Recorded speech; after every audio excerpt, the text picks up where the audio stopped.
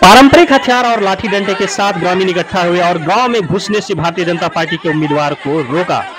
आपको बता दें कि हाल ही में कांग्रेस सांसद गीता कोड़ा ने कांग्रेस छोड़ बीजेपी का दामन थामा था और उसे बीजेपी ने पश्चिम सिंहभूम लोकसभा क्षेत्र से उम्मीदवार भी बना दिया है।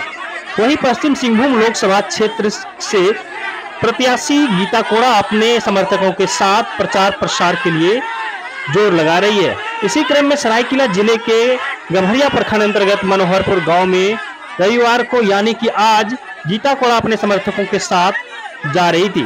तभी ग्रामीण इकट्ठा हुए। ग्रामीणों के हाथ में लाठी डंडे व पारंपरिक हथियार देखे गए और गीता कोड़ा व उनके काफिले को रोक दिया गया। ये फजीहत तब झेलनी पड़ी जब भारतीय जनता पार्टी के टिकट पर वो प्रत्याशी हैं और वो वोट मांगने के लिए क्षेत्र में प्रचार प्रसार करने के लिए जा रही है। आपके जानकारी के लिए मैं ये भी बता दूं कि जैसे ही गीता कोड़ा ने कांग्रेस छोड़ बीजेपी का दामन थामा था, वैसे ही उनके समर्थकों ने नाराजगी जाहिर की थी और नाराजगी जाहिर करते हुए गीता कोड़ा व मधु कोड़ा का पुतला बनाकर उनका शव यात्रा भी निकाला था। हालांकि तब से लेकर अब तक गीता कोड़ा के विरुद्ध उस क्षेत्र में माहौल काफी खराब दिख रहा है।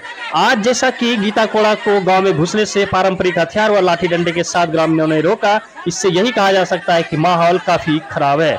आप ग्रामीणों के हाथ में हथियार व लाठी डंडे स्पष्ट तरीके से देख सकते हैं। इस मामले को लेकर अब पूरे राज्य में राजनीति तूल पकड़ रही है। हालांकि गीता कोड़ा ने इस मामले को लेकर जो कुछ कहा वो मैं आपको सुनवा रहा हूं कि उन्होंने क्या कुछ कहा है।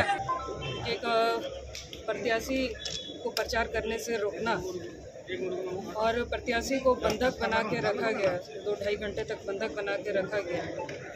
भारतीय जनता पार्टी के कार्यकर्ताओं पर जानलेवा हमला किया गया, मुझ पर भी जानलेवा हमला का प्रयास किया गया। ये कहीं ना कहीं लोकतंत्र की हत्या है। और जिस तरह से वहाँ नारे लग रहे थे, जिस तरह से जो वहाँ लोग टी शर्ट पहने हुए थे, इससे साफ पता चल रहा था कि ये झारखंड मुक्ति मोर्चा के द्वारा ये कृत्य किया गया है और इसकी हम लोग घोर निंदा करते हैं और हम लोग मांग करते हैं कि इसका उचित जांच होना चाहिए, न्यायिक जांच होना चाहिए और जो भी इसमें दोषीदार है उसके ऊपर सख्त कार्रवाई होनी चाहिए, क्योंकि ये लोकतंत्र है और हम लोग लोकतंत्र में सबको बराबर समान अधिकार है। लेकिन इस तरह का अधिकार किसी को नहीं है। आप विरोध कर सकते हैं, अपनी बात रख सकते हैं, लेकिन हथियारों के साथ आप प्रत्याशी को बंधक बनाएं, ये कहीं भी न्यायोचित नहीं है। और इसलिए हम लोग चाहते हैं कि इसका न्यायिक जांच होना चाहिए।